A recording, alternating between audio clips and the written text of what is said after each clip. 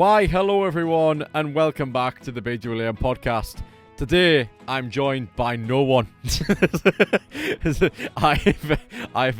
We've had a last-minute dropout, so we thought we'd try something a bit different today, with a bit of not really a special, but kind of a bit of a different episode today, where essentially I'm going to be the point of questioning, but we do need a feature as always, because I am the host of this pod. So we decided to actually bring the producer down, who you will have all met on the network before, but of course off camera for the reasons obviously when they had their time as network member, where it was very much described that way why we can't do that. If it was, I don't know, but either way, they're not going to be on camera, so it's very much a question of me today. But my feature is of course Lady Bugg, who is the producer of this podcast currently. That's going to be the case today. So we're going to have going to be asked questions to me about a specific thing that I think is kind of a big part of me, essentially, as a human. That is, I think, is a big thing to talk about, a very general topic that I think a lot of people would value us discussing, which is autism, which is something that maybe would have been best kept for some kind of Autism Awareness Day in April. That's when that usually is. But no, that's what we're going to be talking about today, from at least me as sort of a way in to people who don't really know about that, to be honest, because I don't really talk about this often. I rarely make a meal of it. It's a lot of different things in my life that I talk about. This is not really one of them, but we are going to be talking about that today with a multitude of different questions, and then also followed up by a very funny little game at the end, which we've surmised very, very impromptu. However, first of all, I think obviously as always, especially considering by myself, I've got all the time in the world. I want to talk about this. I have only seen one film that's worth covering, and this is from at least the weekend of the 24th of January, and that is The Brutalist, which is doing massive amount of rounds in terms of headlines right now, because of its use of AI. Nick's prophecy from episode 1 has already reached Hollywood, and it is getting it is very much already coming under fire, particularly for a very controversial use of it, because it's been actually used to dial up the accents of some of the actors, actually, which really is a bit of a fascinating point of discussion, because Adrian Brody and Felicity Jones got nominations for their roles in that film. So yes, there's a lot of contention right now as to what that means for the success of the film and towards the end of award season anyway. But no, other than that, I think a couple of buildings in the backgrounds were generated through AI. But yeah, it was definitely used, and the director's been, I don't think massively open about it, but I think it was the director who leaked it, essentially, who said that AI was used, and the press and everyone's kind of just ran with that. For the film itself, this much I'll say, it's the only one in my life I've ever seen that's had its own intermission, which is pretty insane, to be honest, for it being like 3 hours 20. Sorry guys, I've got a bit of an itchy nose for video watchers today. There we go, much better. Okay. So yeah, as for The Brutalist, back to it.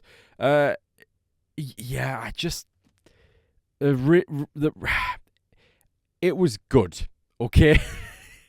The worst thing that could have happened with a film like that is I was sat there just bored out of my goddamn mind, which I'll be honest, for large portions of Killers of the Flower Moon, that was kind of the case, but there was just too much good stuff there. I could hardly resist it. With this, it had quite an engaging story, and I can see why it was as long as it was. Did it justify the length? Well, to be honest, I don't think any film justifies that length. It's pretty much, well, I mean, I think you could have shortened it, honestly. It doesn't scream a 3.5 hour long story. It really doesn't. It doesn't scream it to me, but really it's just like, it does the job. It does the job. If you want to push it out to 3.5 hours, so be it. But I just don't think when you actually look at the story on a piece of paper, it could have been a 2-hour movie. I don't understand why it had to be as long as it was. But no, from kind of a rags to riches kind of story-esque kind of arc with Adrian Brody's character, it was great. It did the job. Performances were all around really, really good. Guy Pearce was great. I haven't seen him in an awful amount, but that is the best I've ever seen from him.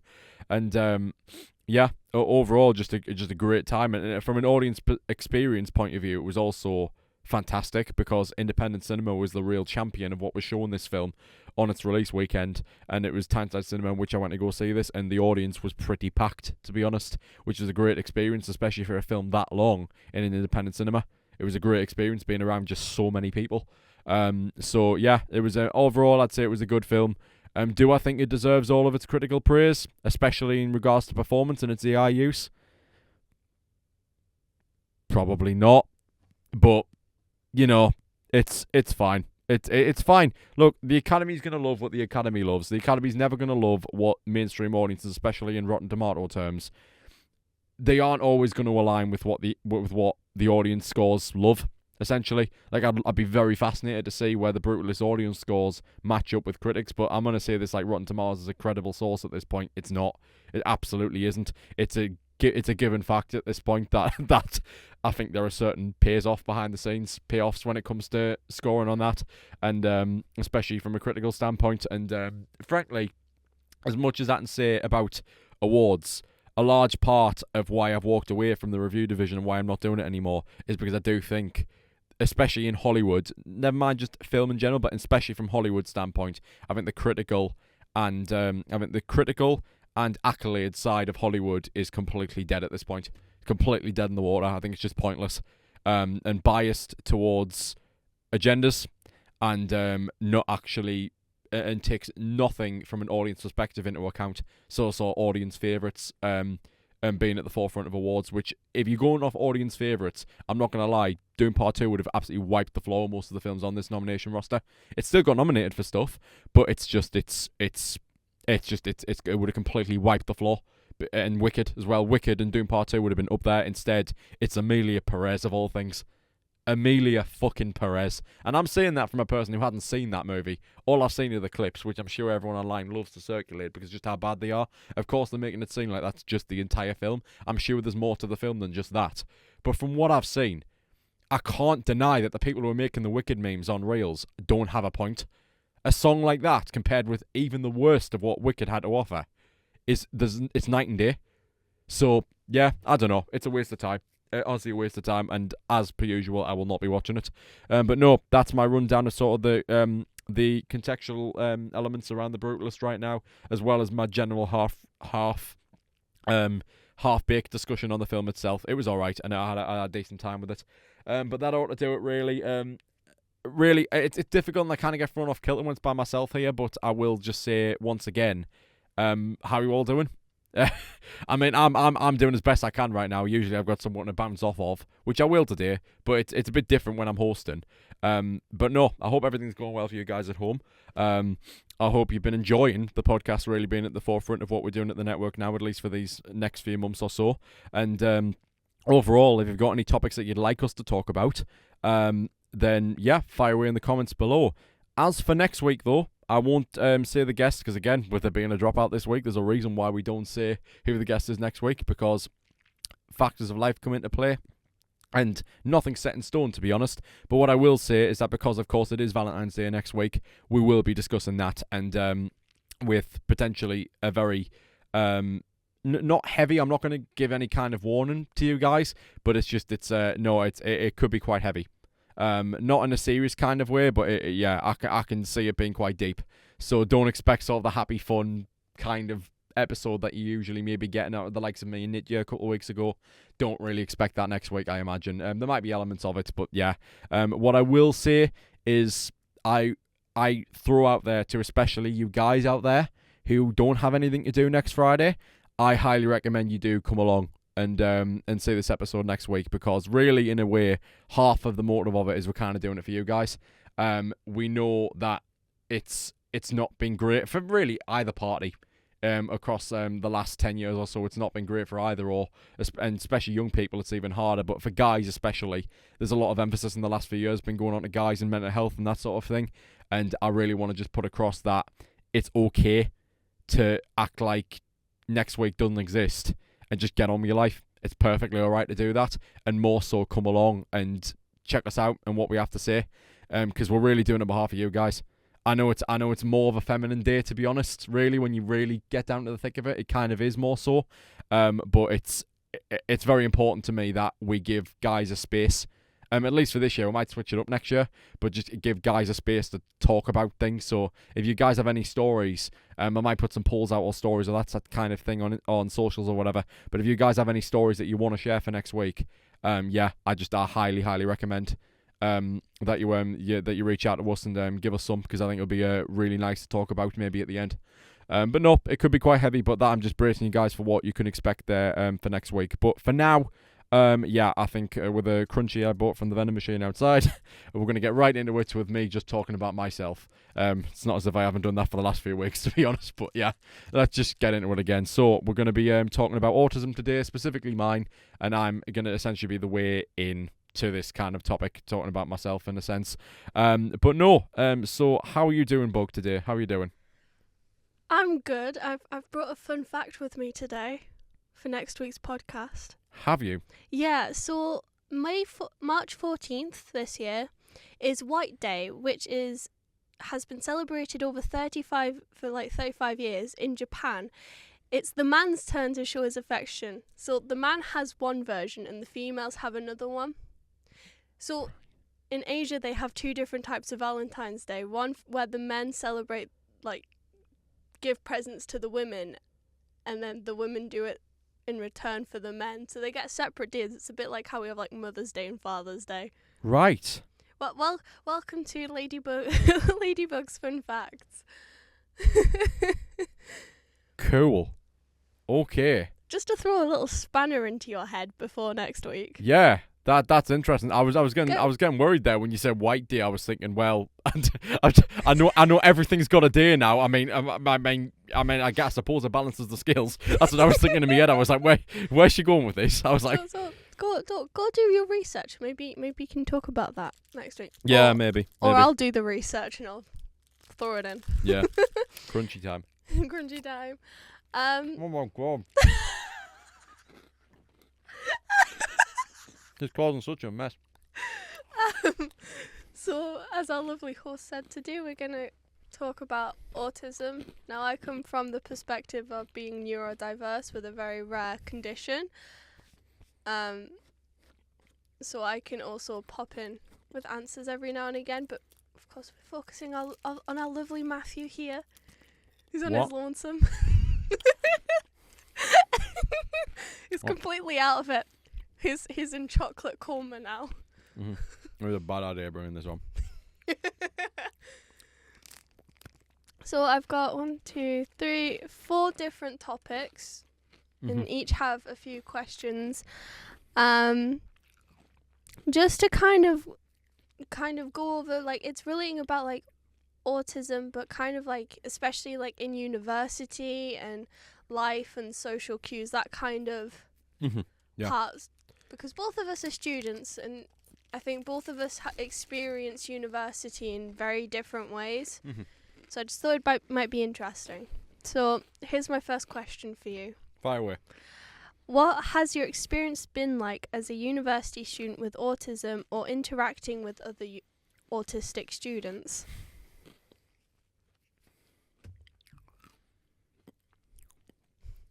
I haven't found that people like me or similar to me here. I do still very much stand by myself. But that's the case with most of us. We're all different in different ways, especially on the spectrum. It very much differs still.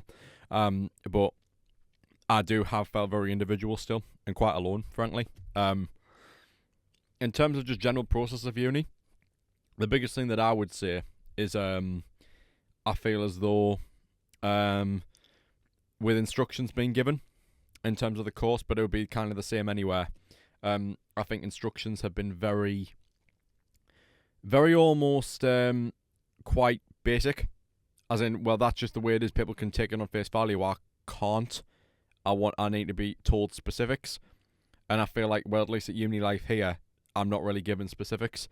If I have specific questions, thinking of the long game, let's just say, about assessment or whatever, or I try and figure stuff out, and I'm thinking, or modules ahead, years ahead, and I want specific details, I'm very much encouraged, like everybody else who's completely fine with it, to live in the now.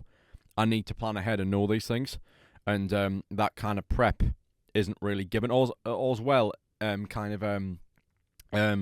the sense of a task in itself in terms of creative criticism. Very much beating around the bush and not giving me exactly what I need on how to improve next time. The specifics aren't given to me, which is what exactly it is I need. I'm told very much a kind of roundabout way of what I can do for next time, which works for a lot of people. In my case, it's well, no, exactly what didn't work for you and why. and I'll try and fix it next time. So yeah, really, I mean, in terms of lessons, that's very much a big part of it.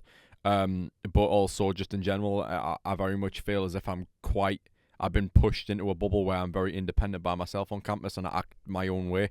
And I think by about now, everyone in the year group's kind of grown accustomed to who it is I am. I can be very intense at times, but I think I've certainly dialed it back since the start of uni.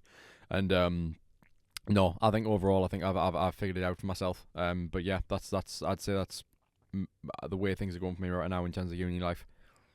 I mean, I can say I certainly relate, especially, you'll know which one I'm talking about, but the essay we've just recently had. Mm-hmm. I hate how essentially we had to watch what we'd produced to then write on it. And I'm someone with the neurodiverse issue where it takes me weeks to write something, so I had to write all of my stuff in advance and just hope that what I wrote for essentially the viewing was correct. Yeah. I didn't want to be the problem child who asked for an extension just because it would take me forever to write the small thing. If that makes sense? Yeah. I don't know if this is something we can fix, but I feel like whenever you talk, the cameras bug out big time. I don't know why, but it's like it's cutting really quickly. Huh. Whenever you do. I don't know why, but yeah.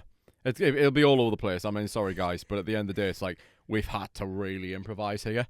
And frankly, this is an audio medium anyway. Fine. Just put the phone on the table when you're listening. It's fine. Like, the camera system works. I'm happy this isn't the first episode with the camera system and it was last week. I'm really happy it is because you understand how it's supposed to work. Where essentially you're working with 3 cameras and you've somehow got to figure out how to have them on one person. It's odd. And especially when they're automatically linked, which is really cool because when one person talks, it cuts to the one that's pointed at them. Except the one, they're all pointing at me. So... Yeah, it's quite weirdly done. Anyway, this is something where you put your phone down in game or you know that kind of thing where you're doing the dishes or cooking or something. Yeah. That's what people do with podcasts. They listen to it on the bus on the way to work or whatever. This is what you do with this one. Yeah. I listen to mine while I cook. Now, here's our next question. Go ahead. What are some misconceptions people have about autism, especially in a university setting? I think there's 2 biggest ones. I'd say this one relates more to the university setting, and that's that we would come off as weird. Like, you can clearly tell, sometimes you can't. Like, the reason why I come off as so intense and why people call me intense and a bit weird is because that is just who they think I am. With the position I am on the spectrum, if I didn't tell someone, it would take them a long time to figure it out. It would take them a long time, but then when I see it, I think it makes so much sense to people. However, I would also say a big thing is that people somehow assume that they lack empathy and that they don't really care. That's a common misconception. Whereas actually, I'll probably talk about this a lot more next week, but we actually care. This could be a bit much. This could be a bit overstepping. I'd actually willing to bet that a lot of us care more than most. We care a lot. I feel like we get very attached to things, and when that thing gets ripped out of our hands or is said that like it was bad and stuff, we do feel. I mean, I was thinking more people. With people, but it's we even have worse. That with people as well. With people, it's even worse. Breakups and losing friendships or gaining new friends. It's all very. It feels like a lot. Because all of a sudden that person's now, like, even if it's just your friend, that person's now the center of your universe in a sense. Yeah. And you would do anything for them. And I think that's how I see it. It's like I make a friend and I'm like, right, like, I'm your friend for life. And then sometimes I get confused because I miss the social cues and they're hanging out with someone else. Mm-hmm. And they've not asked me. And yeah. I feel pushed to the side. It's not their own fault. It's just the way I perceive my friendships. Yeah. Yeah. I'm at a stage of life now where I kind of just drop it. As in, I would far rather shield myself from any potential pain than even remotely get into it. For example, pretty much every friend I've made, there's come a point in the last year where I just think, look, you're not wanting to spend time with us, realistically. You're just not. And I'm happy to drop it. I'm not letting those thoughts get in my head anymore. And I'll be honest, as a result, I'm at that phase of life which I think a lot of young men are going through now, where it's life is actually very lonely, but not in a kind of I feel sorry for me, or isn't it going very? It's very independent. Like a lot of these guys, they're on their grind, and if they're not gym bros, they're building a business. They're doing something, whatever it is they're doing. You kings out there, you've got yourselves preoccupied. It's not. It's and I see yous. I know what yous are doing. They're just out there by themselves, not really wallowing in self-pity about their loneliness. They just are. And it's more of a case of when they break out of that trance and they actually realise, fuck, I really don't have any friends. When they realise that, it's like, yeah, they don't beat themselves up about it, but it's a bit of a harrowing reality to face. That it's like, no. Like, the thing is, I'm in the position that I'm in, and yeah, you guys will figure it out soon enough that I really am going to have a lot of people in my working relationships very, very soon. A lot of people. Regardless of that fact, it's still very much on a colleague basis. Like, I definitely very much consider myself in that same pool of people. That's just not how it goes at all. But the interesting thing is, when we were spitballing in this last minute impromptu ideas of what to talk about today, it's a very interesting thing to talk about, that this is the one thing that I don't really talk about a lot on the network. This is what came up, because when I try and think of anything else, there isn't really. That's my point. I'm one of you guys. If you're out there and you know exactly what I'm talking about, I do consider myself to be like you, because this is the only thing I had to talk about. The rest of it is the network. The network is my life, and that's because I don't have a lot going for me outside of it. But I wouldn't be surprised if the reason why I feel that way, and the reason why it's a reality to me, a very stark reality, is because of this, what we're talking about today. Because I don't connect with people as easily as others. And I'm sure a lot of you guys out there probably feel the same way. And now I'm talking plurally. I'm talking about both genders now. Or, yeah, anything in between. I think with all people, it's on the spectrum, it's not easy. And it's I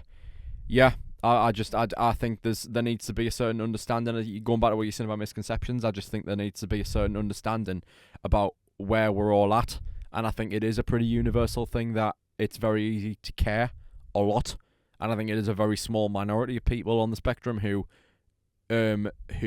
are a bit unempathetic. And at that stage, well, it is. I would argue it's pretty starkly obvious that they're different to everybody else. And even then, I think it's more, from my experience anyway, it's more the fact that they're oblivious rather than unempathetic. They're just in their own bubble. So and I think that differs based on where you are, where you fall. But I think it's actually, I've said this before, and I think everyone on the spectrum has their own troubles. But I actually think for what I believe myself to be, I think high functioning, is kind of sort of lower on the spectrum end, where it's a lot more subtle. I feel it's actually more difficult at times for us, because we are just perceived as different to the norm, rather than which the thing is, it's a very tolerant society right now. If you're very highly autistic and it's obvious, people are more accepting. They are. You'll always have the dickheads who are like 15 and under. You'll always have that. But you've in reality, in adult life, you've got people who are more accepting. And we are becoming more tolerant by the year to many different types of people in different communities. The thing to remember is that for people who it does go under the waters a little bit, and shallow waters run very, very deep in our case, it's not as easily identified, and it becomes very, very difficult for us to just blend in with regular social situations, because we just come off as incredibly difficult to bond with characters. And people just don't have the time, and they can't be asked. And frankly, from an objective point of view, a part of me thinks I don't blame them, because it is difficult. But it takes a very certain kind of person to really, well, cradle us when we need it. I know it's a harsh reality, but it's true. And we do need a lot of support at times. And for the people who are there through thick and thin to do that, they are very hard to come by. And that's why, yeah, I don't have a lot of people in my life, because those people are hard to come by. But when they do, it's it's lightning in a bottle. I can certainly agree. I don't think so. None of my roommates are autistic, and I think they get very confused with the fact that I'm quite happy to hide away in my bedroom for the entire time. Mm-hmm. So they'll go out and they'll go, "Oh, Sorry, I just said my own name there. That's me today. They'll go, oh, Ladybug, do you want to come and, go to a bar or something? Do you want to come to Toby Carvery? Do you want to go to the cinema? And I'll just kind of turn around and go, well, I'm quite happy here in my own room. Like, I'm in my safe space where, like, I'm not going to, like, there's no one to tell me what to do. Mm-hmm. There's nothing I need to worry about formal connection-wise. I don't need to worry, like, I feel like the minute I hang out with someone, I'm very much, like, stressed of, like, what if I say the wrong thing? What if I miss this social cue? Because I understand that I'm a difficult person to be friends with. I think that I feel like that kind of resonates for a lot of us, that we panic about what we say. Yeah. Now, some people can detach themselves from it. So sometimes, like, when I get really, really, really angry, I can detach myself and stop worrying about what people say. But that's not to say that 5 minutes later, when I've cooled down, you don't get a message from me going, I'm so sorry. Mm-hmm. Yeah. You know? We're just all a bit unique. Now, I think this... Wackos, to be more specific. We are. I mean, this next question kind of relates to it, because it's like, how do sensory sensitivities impact our experiences in lectures, libraries, or social spaces on campus? And this is kind of like what we're talking about, like, how do we cope with day to day? So is that the question then? Yeah. Yeah. Okay. I think with me, the big one is like layers for me. It's almost like if you were doing a sound, well, you can definitely relate to this, but let's say you were doing sort of a sound post-production. There is layers upon layers of sound design that goes into something, and when you talk about it from that angle, it's a case of, let's say you've got crowds. Very, very busy crowds. But on Remembrance Sunday, for example, where we shot something for a project this year, it just falls deathly silent. When the silence comes, no issue whatsoever. Not one. No issue. Doesn't matter how packed it is. It's a nice enough experience given the occasion, for as nice as it can be. But it's fine. It's alright. Then let's say you add loud music from speakers. So, my God, I got an itchy nose today. So let's say you add loud music from speakers, and let's say it's more of a street party, and you've got them same amount of crowds in Sunderland Town Centre. So you've got the same amount of crowds, and then you add loud music. Okay? Then you add the micro sounds. So let's say you're walking through those crowded live people where there's kind of a general level of noise, and the loud music that your ears can eventually get accustomed to. And then a baby starts crying. And you walk past that baby. And the baby fades out. And then as it does, someone honks a car home. The second the baby stops crying, but it's on the other side of the street. And the micro sounds start coming in. So you've got all the noise of the crowds, which isn't great because it's quite high decibel. Then you've got the loud music. And then you've got the micro noise. So not only is it now a large level of noise from multiple different sources, when as soon as it makes a level of bed, like a general bed of just wall of noise, your brain can eventually comprehend that. It's no different to listening to loud music. Eventually your brain can catch up with that. But then when the inconsistent sounds come in, that's when you're screwed. And the worst example ever, I like lick the mic there, the worst example ever that I've had of that kind of thing was in Monaco. I hated it. Absolutely despised it. And we were on the sort of the back of this yacht thingy for the course of the race. And we had like a little dinghy that would take us to, especially on the Saturday and Sunday, I think, well, whatever, the second or third day, whatever, that actually took us to the back of this boat. It would take us through the harbour and we're onto the boat, and that's great. That's fine. It's boiling sun. You're on the top. You're watching the races during the day. I'm not into F1. I thought it was boring. I say this. There's actually documented on this very channel in which you're saying this. It's called Madness in Monaco, if you want to find it. And it's part of the original run of the Matthew May show, which will be coming back this year. And then, it was the first night.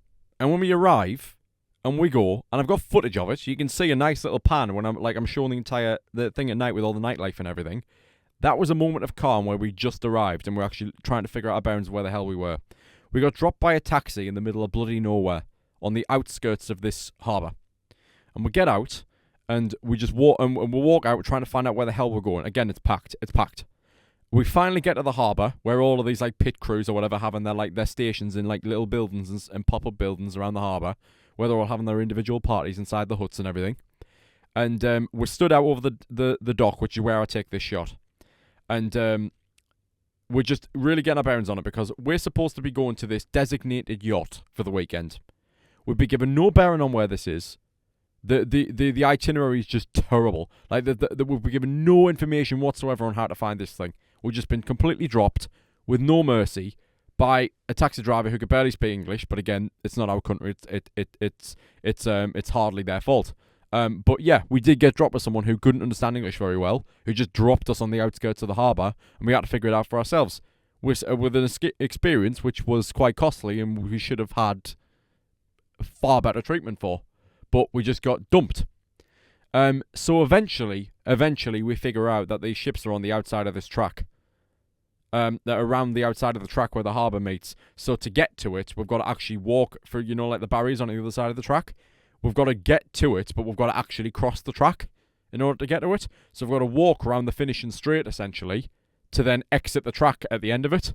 And then they on the other side of the harbour, that's where our boat was. So we joined the F1 track, like almost like the finishing straight or whatever. But of course, because it's the night before the race started, they'd obviously clean it up late at night or in the morning or whatever. But they had like all the raves on this track. So they had like pop-up DJ stands and everything, and they did it on the track. And everyone's smoking and vaping and all the shit's going through the air. And that was a combination of this massively long-winded that story was. But that was an example of what I said previously, where we then had to walk. All I could do was put my headphones in and put a song in and completely detach and act like I was in a different world. And it worked. It fully worked. But I just walked through that with constant crowds of people carrying beers. So not only are you trying to dodge through the crowds, you're also trying to knock over their beers when they're carrying them as well. Trying to get through all of that. You've got smoke and vapes coming in your faces left, right and centre. The music's blaring. And then you've got the odd drunken person who shouts for the inconsistent noise.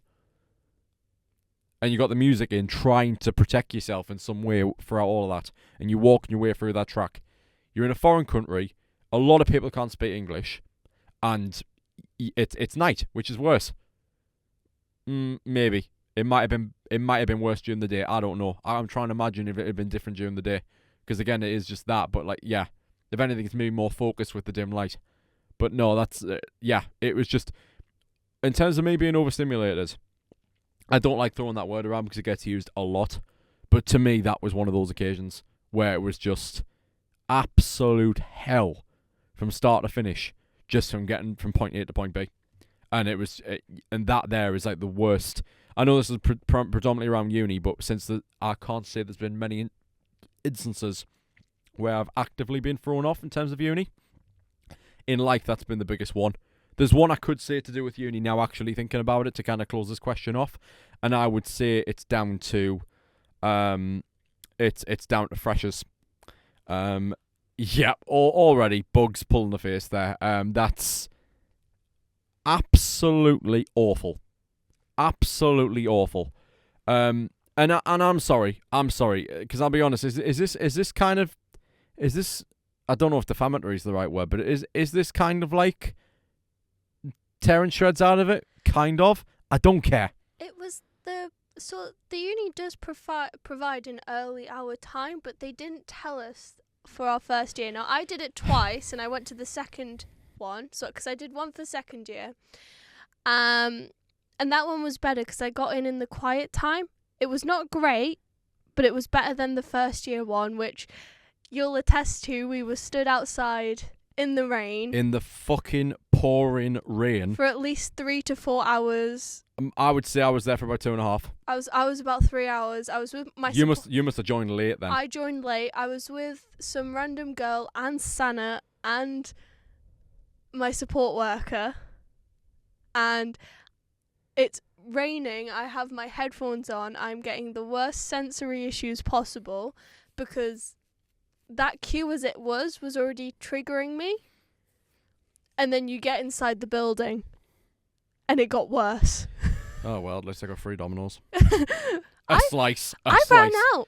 They didn't have any by the time I got there. I didn't even get pizza. So, yeah, I'm stood in this pouring rain. Honest to God, like half drawn to tears. Stood there in a denim jacket.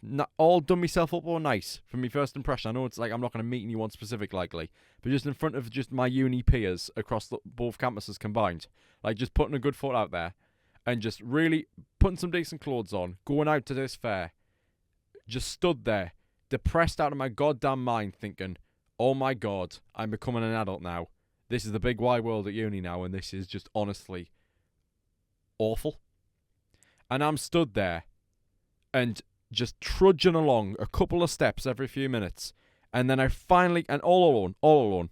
I've got no one. I'd connected with a couple of people by that point. And I'd met Philip by that point. But the point is that I've got no one to be with. And then I literally, when I finally get to the building, again, as Bugg says, hell. And I'm out of there within about 15 minutes. And I quickly take the one-way trip around the building's route and out. And I will say that was not only was it just hell, I can only speak for us on this, really. But the only thing I can actively criticise is, yes, what you said, where I think it should have been, considering they make such a meal out of putting things in advance, of, sort of notifying the fact what your issues are and everything. It should have been very apparent, would you like an earlier time? And that should have gone out to everyone on those forms under specific labels like that. So, yeah, I get in, and I'm around in a one-way trip in 15 minutes, nothing takes my fancy, and I'm out of there. Completely pointless. And and I'm still, yeah, and I honestly, it's just one of the worst experiences I've ever had, ever, with crowds, ever. Awful, from start to finish. And the icing on the fucking cake, it was my 19th birthday. I still can't believe you did that on your 19th birthday. I mean, it was absolutely, as someone who actually I went to every single stall. I didn't miss one. I went with my social anxiety and my neurodiverse and my PTSD and my depression, and I went to every single stall, barely talking, and they were like, sign up to this, scan this, win this, do that, you should join our club. Honestly, to be honest, most of them were pointless, apart from like the club ones where you could sign up to certain things, and even then I couldn't find the club that I wanted to join, which that year was Atlas. Mm-hmm. I couldn't find their table. Their table was there, I just couldn't find it. Mm-hmm. I went through every single one. I think what made it worse was the food vendors in there. I think it was like Dixie Chickens or something. Yeah. It just made it 10 times worse. The second one, they didn't have any food vendors inside, apart from Domino's. Mm-hmm. So it was a lot chiller and it was a lot more spread out, yeah. I think. Mm-hmm. But it was still, honestly, because I literally went to every stall, by the time I got halfway through, it pretty much became full like it was in first year. Yeah. And it was just horrible. But yeah, moral of the story is, right, overstimulating, it's no fucking joke. And when it happens, like, especially for the likes of me, when I just like keep calm and carry on, it's very, very simple. When it comes to overstimulating, most of the time, unless very specific individuals, I don't even need comforting. I just need everyone to leave me the fuck alone. It's that simple. I just need everyone to leave me the fuck alone, unless it's important. Because I also understand between work and my own issues and shit, when it comes down to this stuff, no matter what kind of state I'm in, if I've got something important to answer, I will still do it. If anything, it's one thing to focus on. But honestly, just no. It's if I'm just purely in leisure life and something like that happens, leave me the hell alone. Just leave me alone.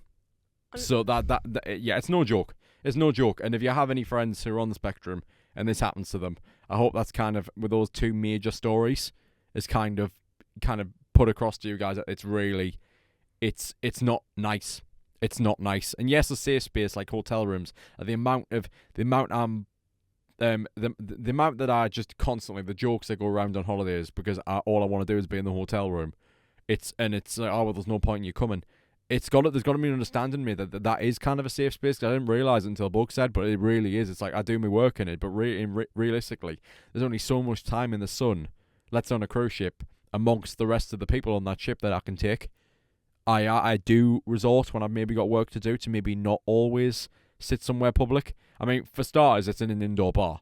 If I'm not working in the cabin, I'm working in an indoor bar. Which even then can be busy sometimes, but it's still better than the top deck. And that's regardless, because I don't like the heat. So there's different factors involved there. But it's like, yeah, you'd never, ever see me doing genuine, serious work in broad daylight on a cruise holiday on the top deck. You wouldn't have me do that. You wouldn't. Because I'm just confronting the loud music. I'm confronting all the kids in the pool. I'm confronting all the people on the deck chairs. I'm not doing it. I'm going to be sat in a quiet bar where no one wants to be during the day at least. And that's when I'm doing it. Even more so, I'm working whilst I'm on holiday. Which, to be honest, going off topic now, that's more of a me thing than this. But yeah. But again, how I plough myself so much into work is probably a factor in this. Because a big thing, which I don't know if it's going to be on there, a massive thing is obsessions. We do. I mean, this one's got here. The next question is actually strategies to help us cope. I mean, you've already mentioned headphones, which I also rely heavily on. Mm-hmm. Quiet spaces, as you said, hotel rooms, my bedroom, the library's a good one. Sometimes. Yep. We have a little cafeteria here. Sometimes it's nice to just sit in there because it's not as busy at certain times of the day if you get in there quick enough. But I think our next question, and I think it should be our last one before we move on to our quiz, just thinking of time-wise, should be really like, what is it like to deal with obsessions? Because we go through a lot of them. We have them like with food, films, games, clothing. Yeah. Work. Well, I mean, first of all, the most important thing to say is I want to also throw out there is that hotel rooms are not always quiet, depending on which hotel you go to and at what time of night. Yes, sometimes you may hear some mysterious banging against the wall. Oh, it's ghosts, guys. It's 100% ghosts. Especially opposite the honeymoon suite. It's ghosts. Fully ghosts. Yeah. No, I think this is a really nice lead into for our last topic going into next week. It's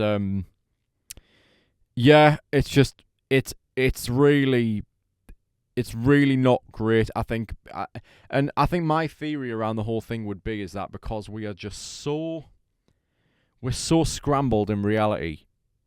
Well, we find something, we discover something that makes complete sense to us, that is almost like a pure entity. And for whatever reason, that's the way we see it. And when we cling on to that, we fight to never let it go. And I think that is very much a case where I know that sort of the biggest kind of so the one who's the highest on the spectrum, at least in my life, he is an enormous lover of Thomas still, even at our age. I think that's maybe something that at an early age was clung to. He clung to that because whatever about the IP felt appealing. He clung to that as a cope to any negative emotions. And life is just so simple when all there is the island of Sodor. And it is just completely, there's nothing else. It's just it's not really, to be honest, it's not really. You can look at it both ways. You can say, oh, that's so sad because it's just shielded from the horrors of life. Or you could also say that it is just a complete and utter fantasy bubble. In which case, when you just see it for what it is, it's a lovely thing. It's just that there is nothing but the island of Sodor because that's what they choose for it to be. That's the way it is. Where I think that's an awful lot what I talked about with Jay the other week. I mean, that's an enormous amount of what I'm doing with the network, where I really think I've created my own little island of Sodor here, where it is really all I'm doing. And about trying to be as unbiased to things as physically possible means that there is no disruption. It is just a pure symbol that people can get behind if they need a bit of escapism. Which I don't really like the concept of escapism, because it almost feels like you're ignoring everything. I maybe don't see escapism as a permanent solution, but we're also not uploading 24/7, and we're not a TV channel. It is only certain times of the week, or even if it ends up being every day at a certain point, it's only certain hours of the day. Everyone needs that break, just like we need that break, but we can't escape from it forever. Not even this person I've been talking about can. They have to go back to reality, wherever they land on the spectrum, scale-wise. Everyone has to jump into reality, and life is never easy for everybody, regardless whether you're on the spectrum or not. It's about giving people that outlet to really see life through the glasses that they need to get by. And I want to be that for people. And, maybe I don't want to be some just advocate or some symbol to the autistic community, because you see that every day. I don't want to be a symbol for whoever it is I am. It doesn't define me in the sense that I want to be the soldier of that cause. I'm not. I want to be a soldier for the cause that represents everybody. It's not. Does it aid me? Is it a factor of my personality? Because it can't not be. Yes, but it's not. It's not who I am at all. It's why I don't make a big meal of it, because it's not. It's an enormous factor of who I've become, and why things have happened to me that have informed who I've become. But it's not who I am at all. You should never let it. I think one word of advice that my therapist gave me is you should never let it define you as a person. As in, like, as someone who's neurodiverse, although that is part of me, and I can never escape that part of me, it doesn't mean that I should let people, like, define me by that. I should be defined through the things that I can do. In other words, what you're saying is, if I'm an arsehole, I'm 100% an arsehole. Thank you very much. Pretty much. Like, the thing is, you can't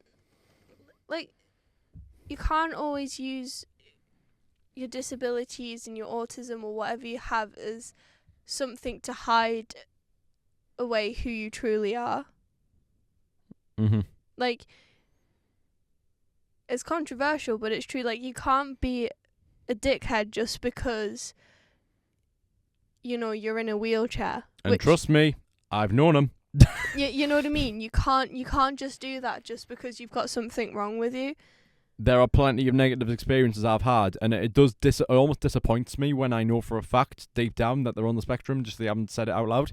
And when I know for a fact that they are, it really disappoints me, because I do, of course, I relate to them heavily, but it does seem like two paths where whatever it is, whether I doubt the way they've been raised, but like their experiences growing up, it is very interesting to see people who are on that same wavelength, but they just objectively act like assholes, and there's nothing you can do about it. You see the differences, and how you can't just pigeonhole us into one area, because we are very different. And if anything, it gives the rest of us a bad rap, because they're the people who come off as unempathetic and uncaring. They are just unempathetic and uncaring. And they represent themselves in a way that is obvious that they're on the spectrum in some way, but that is just their character trait. It doesn't represent all of us. It's just sometimes you do have those people who, and it's not just autism, it's plenty of disabilities, frankly, many different communities out there who will use what they're a part of as a flag that they wave as a calling card, or even worse, an excuse for their behaviour. It's not valid. It's not valid at all. I don't care who you are. I don't care whether you have 5 different names, what colour skin you have. If you're Ooh, you're going into dangerous territory right there. Oh, calm down, honey. That was nearly a censored word. If you're a twat, I literally mouthed it and then stopped. If you're a twat, you're a twat. That's the bottom line. I don't care who you are, what group you belong to. I recognise you for a nice person if you present yourself as one. It's that simple. It's that simple. So yeah, I think what even was that last question? I believe we've covered it. But that's, we've covered it pretty much. no, great. So a bit of a funny one to end on. We're basically, I believe. Well, I mean, you best explain this, to be honest. So the fact that this was very last minute, I've gone to ChatGTP, my best friend, my bestie for life. Yeah, she doesn't always all the time. Of course. I use always every day of my life, because it's me. I asked it, would you give us a would you rather for autistic people? And it's gone, sure. So this is autistic would you rather quiz by ChatGPT. So number 1, would you rather have to wear an itchy sweater all day? Oh, for fuck's sake! I already fucking know what this quiz is gonna be. Or listen to loud, unpredictable noises for an hour. I honestly would rather wear the itchy sweater. That's just me. I can't deal with loud, unpredictable sounds for an hour. I'd actually cry. I don't know. Like, the thing is, depending on my mindset, I might know what I'm in for. I might just pretend to find it funny. Like, the whole point is about just what noise is going to be made next. The inconsistency of it. If I treat it as something funny, I'd maybe get by. Same as the sweater, though. It's like, I haven't felt them of myself, so I don't really know what to expect. I think I'd know within about 20 seconds which one I'd pick by wearing it. I don't know. I'm going to be honest. Having some idea of what the sweater would be like, well, I suppose it's American jumper or whatever. Having some idea of what the jumper would be like, but not the music. Having no idea what the music could be. I think I'm going to go with the jumper. I think I'd rather have the jumper. You're in my camp too. Yeah, I think. Okay, so would you rather be forced to make eye contact in every conversation or be unable to use your preferred communication method, typing, AAC, etc. for a whole day? So, like, if you're like me, sometimes there's days where I prefer to type what I want to say, or I'd rather use hand signals, or you know that. No, I get it. Or voice messages. Mm-hmm. To me, it's very easy. That's actually very, very easy because not everything affects me.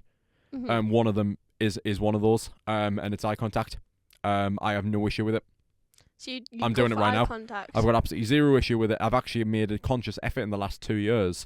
Well, especially since midway through college, I've made a conscious effort to do so. As in, and especially if it doesn't necessarily mean feelings are involved. Just especially if I really like a person, just I just care about them. When they're just in flow state and they're just talking, I do actually find myself making a conscious effort to look them in the eyes when I'm doing it. I don't know why, it just makes us feel more present and in the moment, to be honest. But it's like I do that a lot.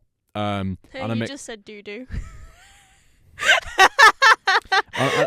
Look. I'm just making a conscious effort to do so. That's fine. The preferred contact method, yeah, that's not great because I've found that I actually think I'm in a stage of life where I can confidently say I've figured myself out at this point, and I feel like I'm actually more of a confident writer. I think when I've really got something to say, I've said it in text, and I don't just mean like text messages. I mean like maybe even written letters over text. I say what I say in text form considerably better, and it's not a cop out. It's just I imagine I could have a pretty good attempt verbally at what it is I'm saying, because I do act at the end of the day. So I reckon the dramatization of what it is I'm saying over text, I could get across well verbally, but I just don't think it's the same. And I wish it wasn't the case, but I don't think it's the same. But yeah, I'd say that for that one, yeah. I think I'd force myself to make eye contact, because if I couldn't, like if I was forced, because you know me, I always send voice messages. That's my preferred communication. Yeah, don't I know? It's always voice messages, and it's worse because my mum will get like 40-minute long ones. Today she got a 23-minute long voice message from me, panicking. But yeah, I'd force myself to do the eye contact because I could not type for the life of me. Mm-hmm. You'd get really weird messages if I typed. Yeah. None of them would make sense. Whereas I wouldn't be surprised if I pissed most people off who I've got messaging services with, because I'm an absolute paragraph merchant. I don't know if people prefer it written form, because I write quite nice. I use punctuation marks and everything. Like I write quite nice over text. I'm just an absolute paragraph merchant, and it's not just for like personal stuff. It's obviously most of it's business related. or organisation related with the network. Like a lot of my information, it's just clearly done out properly. Like it's not signposted. You can't on a group chat. You can't like signpost when you said this. But it's like, but no, it's that's the way I do it. How many of those are there? There's like 10. 10 more to go. Yeah. Okay, cool. It's Right, quick fire. Write, Let's go. You write like you write books. That's what I'm gonna say. When I read them, it's like I'm reading an entire little novella on my phone. So would you rather have your daily routine unexpectedly changed with no warning, or have to attend a loud, crowded party where you don't know anyone? Oh, for fuck's sake. Oh, it'll have to be the party I don't want to do. It'll have to be that. I'd rather have my day being thrown in half. Yeah, I'd rather have my day thrown off. I cannot be in a room with a bunch of people that I don't know in Especially a very, I don't very loud know. party. That's just no. Oh, no. It's Even the thought of it's not, no. We're not doing that. Okay. Number 4. Would you rather only eat foods with a texture you dislike for a week, or be unable to wear your favourite comfortable clothes for a week? Oh, no, because it'd be the textures I don't want to do. I do not want to have the textures of food. I'll do the unable to wear my favourite comfortable clothes. I'll survive. But I think that's just the dancer in me who's been shoved into tutus and been very uncomfortable the entire time, but still performed in them. I can do without the clothes. I'd rather not deal with the textures. Okay, number 5. Would you rather be interrupted every time you start talking about a special interest, or have someone to be honest. incorrectly explain your special interest to you? I'd rather someone incorrectly explain it rather than get cut off. I really don't. To be fair, though, I'm a bit of a habit for cutting people off. I don't mean to, at least all the time. I just sometimes do. Me getting cut off, it does piss me off. I do not like being interrupted at all. I'd rather have someone incorrectly explain my favourite interest. Yeah, it's the same then. Would you rather lose access to all your stims like flapping, rocking, fidget toys, etc. for a day, or be forced to use a stim that you don't enjoy for a whole day? So you know how sometimes I sit there and like I constantly like rub my legs? That's my like stim to like make me feel more comfortable. From an exterior point of view, do I even have one? No. Oh, easily done then. There you go. You can use a stim. Lose access to all your stims, you'll be fine. Mine would be, honestly, I don't mind being forced to use a stim that I don't enjoy for a whole day, because there is one that I don't enjoy, but I'll do it. Like, that's fine. For a whole day. Because I do have one. Which is what? So I scratch my right arm until it bleeds. It's my stim to make me feel more comfortable. I really don't enjoy doing that one. By comfortable, she actually means bleeding. Okay. Wonderful. It happened when we watched our documentaries. So I was, that lovely day. I was like constantly doing that, and then I went up to talk to Nick, and I was in tears, and my arm was just I was tempted to do that just with my eyes instead. No, I just went up to him in absolute tears. Do you know the SpongeBob thing? that was me. Just get it off. Get it off. Okay, number 7. Would you rather be forced to mask your autism all day at an event, or have to explain autism to someone who doesn't understand it 5 different times in one day? Ooh. See, I'll mask. It's not messing with me. The question's not messing with me. I just genuinely struggle to know which one I'd rather do, because I'm fine with both. It's about which.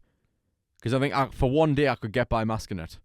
I also think I could get by explaining it 5 times over, because what the hell have I been doing for the last hour? Yeah. I think I'd rather explain, because it's a toll on me to mask it. So I think I'd rather explain it. See, It's just waffling at the end of the day. I'd rather mask, but that's just because I get so annoyed by having to tell the person over and over again. Once I'm comfortable after a few minutes with a stranger, I'm a waffle merchant, so it's fine. That's fine. Okay, number 8. So we've got last 2 after this one. Would you rather have to deal with a bright flickering light in your room all day, or be stuck in a room with strong, overwhelming smells?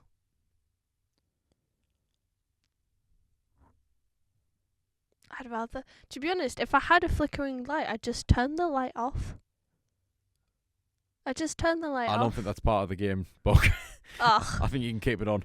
Ugh. You have to. I think. I really don't want the smells though. That's the thing.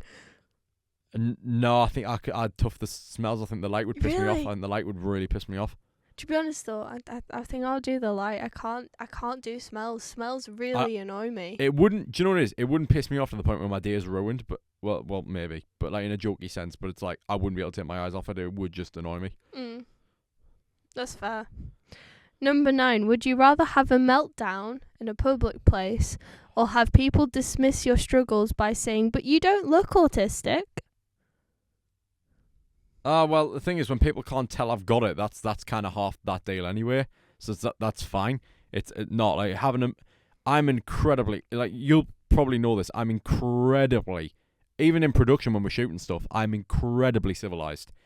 I care about, like, I don't enormously care about what people think. Like, if I know people are judging me, I don't give a shit. It's more of a case of, like, in public places, I act civilized. I do try not to act like a complete tit in public. I really don't. Or if I did, I'm shooting a music video. Let's say when I did King, for example, every time I got even remotely a whiff that there was walkers about to come past with a dog or whatever, we stopped and we didn't roll another take until they were gone. I very much do it out of the way. It's like it's in my own world when I wait for everything when the coast is clear.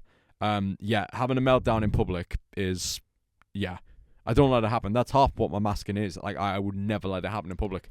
I've had a meltdown in public, so I'd do it again. It's happened. It was not fun. I didn't enjoy having a meltdown in public. Like, I was, like, embarrassed afterwards, but I almost felt better just letting all of those emotions out. It's like, look, if I was a meltdown kind of kid, right, I would do it. Look, there would be no other time more appropriate than Monaco to do it in. Like, that's what I'm saying. If I was the meltdown type of guy, it would have happened in Monaco, but it didn't. The pressure for me in that moment was getting through it without having a meltdown. Because meltdown to me, because of how civilized I am, was not even an option. It's not even on the dance card. I've just got to go through and do it. Like, going through and doing it with that not being an option, that is where the stress literally comes from. I've literally got to put a wall up. But yeah. The last one, would you rather be misunderstood every time you try to communicate or be ignored when you need support?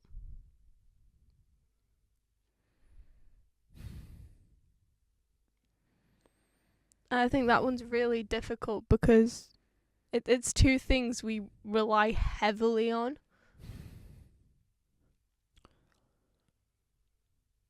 I don't always feel ignored, but sometimes I do. I more commonly feel as if there's miscommunication. I think things that I'm feeling are taken differently to how I intend a lot.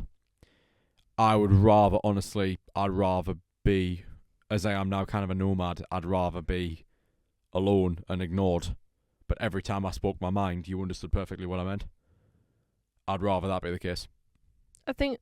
Which, again, ties heavily into next week. I think I agree with that. I think the thing is, when I need support, sometimes I can just find it on my own. Like, I can support myself eventually. I just need to get out of that first stage of panic. Mm-hmm. You know? Yeah. But to be misunderstood when you speak is horrible. Mm-hmm. It's something that's happened and I hate. Yeah.